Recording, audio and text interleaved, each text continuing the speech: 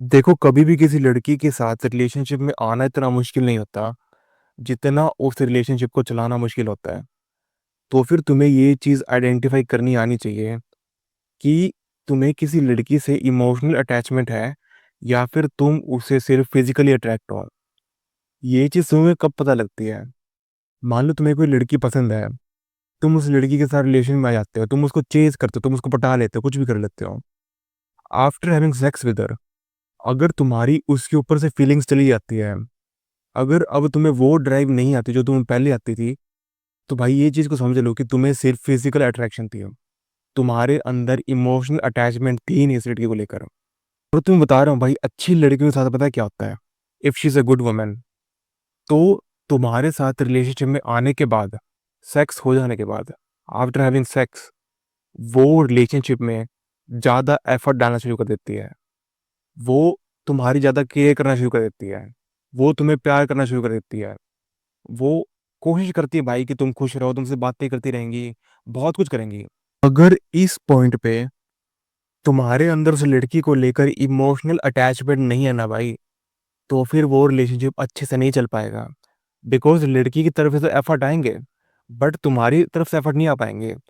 तुम ज़बरदस्ती में भी डालने की कोशिश कर लो, बट जब तक तुम्हें अंदर से मन नहीं करता ना, अंदर जब तक तुम्हारे अंदर नहीं आता तुम्हारी इनर सेल्फ से कि भाई मुझे भी एफर्ट डालना है इस लड़की के ऊपर, तब तक तुम कुछ भी नहीं कर सकते वहाँ पे।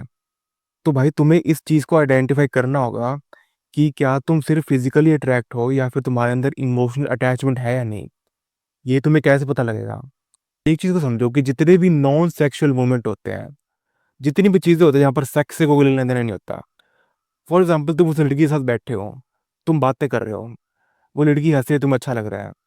जितनी भी ऐसी चीज़ें भाई जहाँ पे सेक्स इन्वॉल्व नहीं है, जहाँ पर फ़िज़िकल अट्रैक्शन इन्वॉल्व नहीं है, अगर तुम्हें उन मोमेंट्स पे अच्छा लग रहा है, अगर तुम्हें वो मोमेंट्स पसंद आ रहे हैं, अगर तुम्हारे दिमाग के अंदर ये नहीं है कि भाई मुझे सिर्फ़ सेक्स ही करना है, ये करना है, वो करना है। अगर तुम्हें उसके साथ बिताया हर एक पल पसंद आ रहा है, चाहे वो रो रही है, वो हँस रही है, तुम्हें हर एक पल पसंद आ रहा है। तुम एक हर एक पल को एन्जॉय कर पा रहे हो। हर एक पल में तुम्हारा भी इमोशंस उतने ही हैं जितने उस लड़की के हैं। तो फिर भाई इस पॉइंट पे कह सकते हो कि यू लव हर। तुम्हारे अंदर उस लड़की को लेकर इमोशनल अटैचमेंट भी है। तुम्हारे उस लड़की की इमोशंस बराबर हैं। बट अगर सिर्फ़ ऐसा हो रहा है कि तुम्हें ये है भाई मुझे सिर्फ़ सेक्स करना है, किसी तरीके से मैं सिर्फ़ इस लड़की के साथ सो लूँ, ये कर लूँ, वो कर लूँ और उस लड़की के एफर्ट आ रहे हैं आगे से, तो भाई इस पॉइंट पे तुम सिर्फ़ स्ट्रेट फॉरवर्ड रहो। इस पॉइंट पे तुम क्लियर रखो यार कि भाई मुझे शादी वगैरह नहीं करनी है। बिकॉज़ हर लड़की के साथ ये चीज़ हो सकती है। हो सकता है वो तुमसे इतनी अटैच हो जाए, उसे लगे कि भाई मुझे तो इससे शादी करनी है। बट हो सकता है तुम्हारे अंदर वो चीज़ ना हो। तो इस चीज़ को भाई क्लियर रखो कि भाई तुम्हारे अंदर नहीं है। उस लड़की को बता दो, ये चीज़ क्लियर कर दो। इससे एटलीस्ट भाई उस लड़की का दिल नहीं टूटेगा, उसका हार्ट ब्रेक नहीं होगा। तुमने बहुत ज़्यादा ये सुना होगा भाई, नाइस गर्ल की चुत्ती लग जाती है, लड़कियों ने छोड़ देती है। भाई सिर्फ़ लड़कों के साथ नहीं होता, लड़कियों के साथ भी होता है। नाइस वुमेन होते हैं, जो अच्छी लड़कियाँ होती हैं, उनके साथ भी ऐसा होता है। तो भाई एक चीज़ को समझ लो भाई, फिज़िकल अट्रैक्शन में और इमोशनल अटैचमेंट में फ़र्क करना शुरू कर दो। जब तुम किसी लड़की को चेज़ कर रहे होते हैं ना, जब तक तुम रिलेशन में नहीं आए होते, जब तक तुम्हारे बीच में सेक्स नहीं हुआ होता है। अब मैं ये नहीं कह रहा कि फिजिकल अट्रैक्शन बिल्कुल भी ज़रूरी नहीं है, फिजिकल अट्रैक्शन भी ज़रूरी है, बट फिजिकल अट्रैक्शन कभी भी इमोशनल अटैचमेंट से ऊपर नहीं हो सकती है। तो भाई इस चीज़ को आइडेंटिफ़ाई करना सीखो, फालतू में किसी लड़की का दिल मत दुखाओ, सिर्फ़ अपनी हवस के लिए, अपनी भूख के लिए। देखो भाई तुम्हारे अंदर इमोशनल अटैचमेंट है या नहीं उस लड़की को लेकर। अगली चीज़ आती है कि मान लो अब तुम्हारे अंदर इमोशनल अटैचमेंट है, तुम्हारे अंदर भी है, लड़की के अंदर भी है, सेक्स भी हो चुका है, सब कुछ हो चुका है। बट अब तुम्हें एक चीज़ सता रही है, तुम्हें एक चीज़ बॉदर कर रही है कि यार इस लड़की का तो पहले पास्ट था, इस लड़की का पहले बॉयफ्रेंड रह चुका है, ये लड़की पहले किसी और से रिलेशनशिप में थी, मैं इसका पहला बंदा नहीं हूँ। अगर तुम्हारे अंदर ये सब चीज़ें आ रही है, तो फिर भाई एक चीज़ तो सोचो कि क्या अभी के टाइम में वो लड़की तुम्हारे लिए अच्छी है? वो लड़की रिलेशनशिप में एफर्ट डाल रही है? क्या तुम्हारे एफर्ट्स और उसके एफर्ट्स बराबर हैं? या फिर क्या लड़की के ज़्यादा हैं, तुम्हारे भी एफर्ट्स हैं?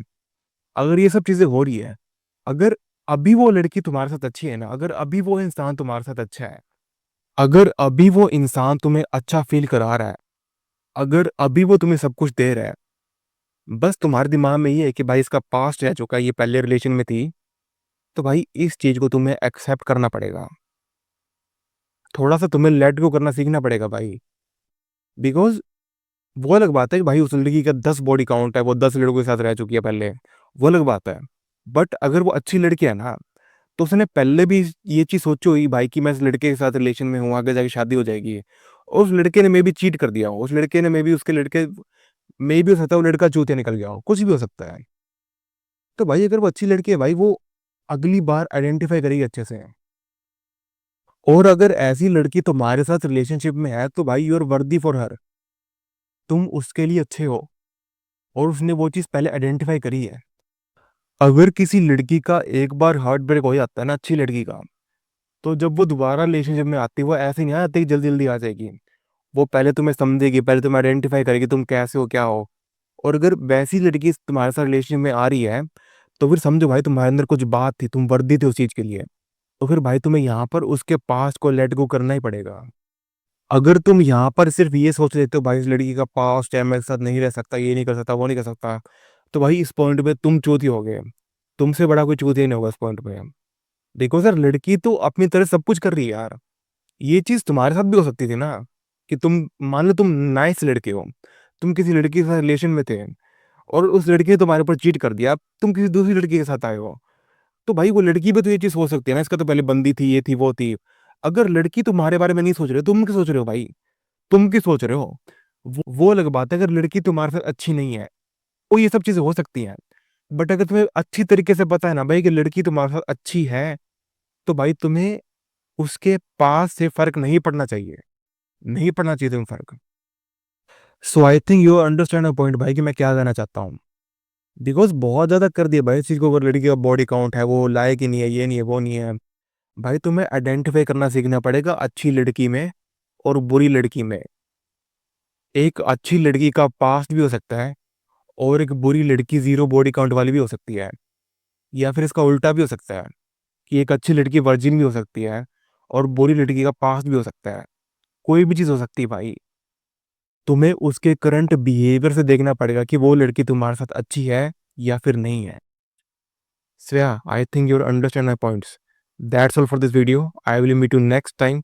तब तक के लिए पीस, अपना ध्यान रखो। Bye bye.